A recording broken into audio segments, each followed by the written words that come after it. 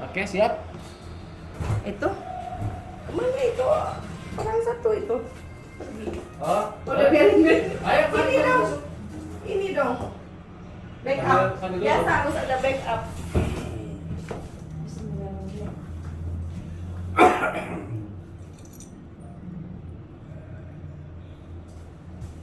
Oke, boleh. Bismillahirrahmanirrahim. Assalamualaikum warahmatullahi wabarakatuh. Saya dengan Liana Mulyadi dari Lumbung Indonesia dan Ruang Solusi. Alhamdulillah, terima kasih banyak para Bapak Ibu, saudara-saudara semuanya yang selalu menyaksikan Ruang Solusi. Sekarang saya bersama dengan Business Development-nya Lumbung Indonesia, yaitu kakak saya, koko saya, dan juga guru saya di bidang pangan. Ya udah, dengan Dr. Helas Junior. Masya Allah. Selamat siang Koko Herlas yang saya panggil karena luar biasa gerakannya terhadap pertanian, yang dimana pasti Ruang Solusi ini akan bisa banyak sekali poin-poin yang bisa kita dapat ilmunya. Oke, selamat siang, apa kabar Koko Baik, Herlas? alhamdulillah, Cici. Alhamdulillah. Masya Allah, sehat selalu ya. Alhamdulillah, selalu menebar kebaikan walaupun selama COVID, membantu petani sampai go to export. Masya Allah, sampai ke mana saja. Mungkin kenalan dulu kali ya sebelum kita main to the point aja. Silakan. Baik, Cici, saya Herlas Junior. Saya di Lumbung Indonesia ini diamanahi sebagai mengembangkan bisnisnya, konsep bisnisnya, bisnis prosesnya yang kita kembangkan sehingga nanti Lumbung Indonesia ini bisa makin memberikan manfaat bagi siapapun yang terlibat atau yang punya kepentingan dengan kaitan terutama dengan pangan ya yang kami kelola itu Cici. Iya, terus selama ini berarti sudah lama dengan petani itu sudah bergeraknya sudah lama ya?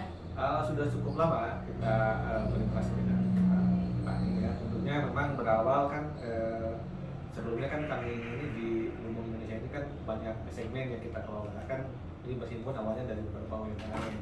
Tentu kan konsep awalnya ini kan Lumbung Indonesia ini ingin menjadi lumbungnya seluruh UMKM Indonesia sebetulnya. Itu dari berbagai sektor, terutama kaitan karena lumbung identik dengan yang namanya pangan.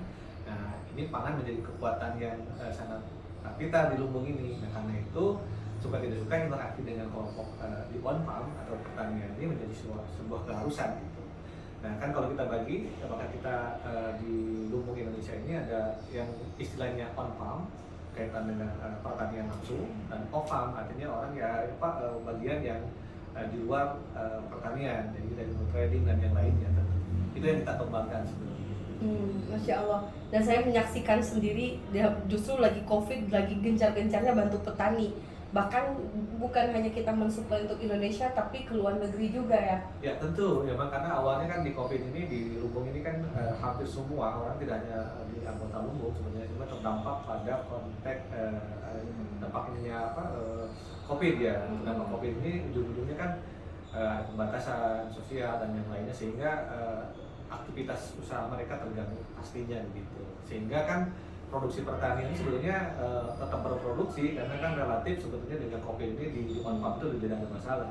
Cuma ketika masuk ke on farm untuk tradingnya atau untuk proses transaksi perdagangan ini terganggu karena pasar dibatasi, orang juga untuk akses ke supermarket dibatasi, sehingga akhirnya banyak petani yang terdampak itu bukan terdampak COVID-nya, sebenarnya terdampak bahwa produk atau hasil on farm ini tidak bisa dijual.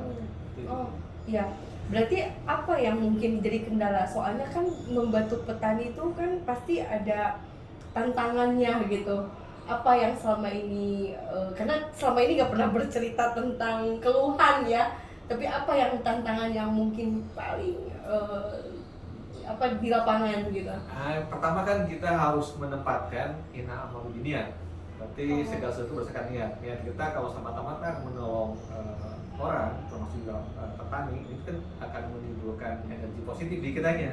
Tentu kita akan menemukan ruang-ruang solusi yang cukup terbuka, sesuai apapun, kita, ya. sesuai apapun itu membuka ruang.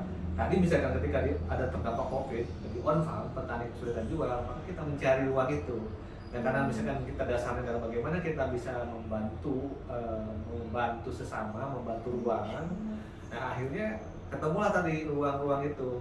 Memang kalau di waktu itu kenapa harus buangannya ke ekspor? Karena kan ekspor ini lebih banyak menampung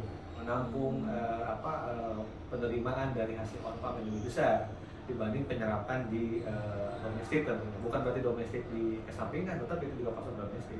Cuma memang market ekspor itu juga marketnya yang sifatnya besar, sehingga opportunity ini kita dorong sehingga bisa menyerap yang tadi yang petani awalnya ada terdampak, nah sekarang bisa diserap lebih banyak, dan sebagian juga mereka tetap untuk mengisi kebutuhan dalam negeri tentunya. Berarti mulai petani apa aja nih yang concern? Kan setahu aku Dokter Helas nih udah banyak sekali selain petani kopi juga kan? Seluruh sektor ya, Seluruh tentunya. sektor. Tapi memang yang paling kita prioritaskan adalah yang kaitan dengan pangan ya. Ya, pangan ini kaitan dengan yang dikonsumsi orang, dikonsumsi manusia tentunya. Karena kan sekarang ketahanan pangan ini menjadi sebuah isu yang sangat populer saat ini. Ketahanan pangan dan energi itu dua kekuatan yang hampir semua negara itu memikirkan itu tentunya. Dan kita beruntung Indonesia punya lahan yang sangat subur dan punya potensi untuk menjadi kekuatan pangan dunia sebetulnya. Karena istilahnya kan apapun yang ditanam di kita itu insya Allah jadi gitu ya. Hampir semua komoditi yang ditanam kita itu jadi gitu. Walaupun misalkan contoh sekarang bawang putih, walaupun bawang putih identik mungkin tidak dengan iklim kita, tetapi sudah mulai kita rintis untuk bisa ditanam juga di kita. Artinya kita memiliki kekuatan yang luar biasa. Ini sebagai solusi bagi kita, bagi bangsa kita untuk bisa menjadi bangsa yang kuat secara sumber daya pangannya gitu. Masya Allah, luar biasa. Berarti memang sebetulnya basically Dokter Helas tuh udah konsen ke petani tuh karena ada hal yang menarik untuk membantu petani tadi ya? Ya, dasarnya awalnya kita bantu.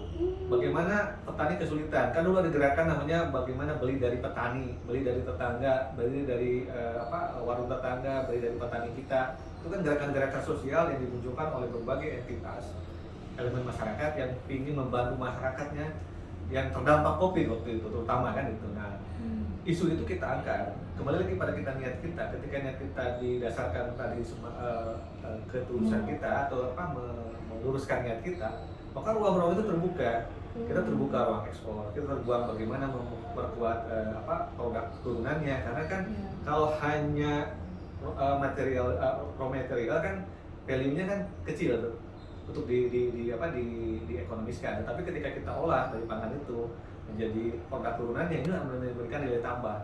Nah, upaya kita yang tadi awalnya hanya membantu membuang, kita dorong sekarang juga membantu bagaimana ada nilai tambah. Nah, sekarang juga kita akan dorong nih di lumbung Indonesia ini supaya juga tidak hanya lumbung pangan saja, tapi lumbung energi dari pangan. Dari pangan. Jadi kalau selama ini kita berpikir kita hanya bertani lalu hasil pertanian atau produk pertanian kita jual, sekarang limbah pertanian kita olah menjadi bahan kekuatan energi. Mungkin kita akan ke depan batu bara itu suka tidak suka akan menghadapi akan semakin sedikit ya. Nanti kita akan ganti menggunakan limbah biomas dari sisa-sisa pangan. Contoh misalkan saya ambil jagung. Jadi jagung bisa kita olah, tapi bobol jagungnya ataupun pohon jagungnya kita olah menjadi bahan energi atau bahan biomas untuk pengganti energi seperti batu bara tentu. Jadi kita mengolah dari awal sampai akhir. Nah, ini akan kita dorong. Masya Allah, luar biasa. Jadi memang ya itulah Lumbung Indonesia bukan hanya ngurusin UMKM, bukan hanya lagi program sosial kemanusiaan ke masyarakat, karena ini termasuk di dalamnya. Dan ini adalah pertumbuhan ekonomi dan juga untuk bisa membangun ekosistem di bidang pertanian dan pangan supaya juga untuk ketahanan dan energi. Jadi kita Lumbung Indonesia ini akan kita dorong tidak hanya pangan tetapi energi. Energi yang sebenarnya dari bahan baku pangan. Ada energi yang sisa bahan pangan ini kita rubah menjadi energi. Ada banyak sebetulnya yang akan kita kembangkan dari mulai misalkan contoh dari sisa-sisa pertanian itu yang selama ini dibuang atau dikembalikan lagi ke tanah, kita olah menjadi sumber energi pangan betul. Termasuk juga nanti sisa-sisa makanan kita ubah menjadi energi juga. Misalkan contoh kita jelantah, kita kembangkan, kita akan dorong menjadi sumber bahan baku biodiesel tentunya. Yang tentu ini menyambut juga keinginan pemerintah untuk mengembangkan B35, B40 yang kita siapkan sebetulnya salah satunya dengan gerakan dari lumbung pangan Indonesia ini, lumbung Indonesia ini.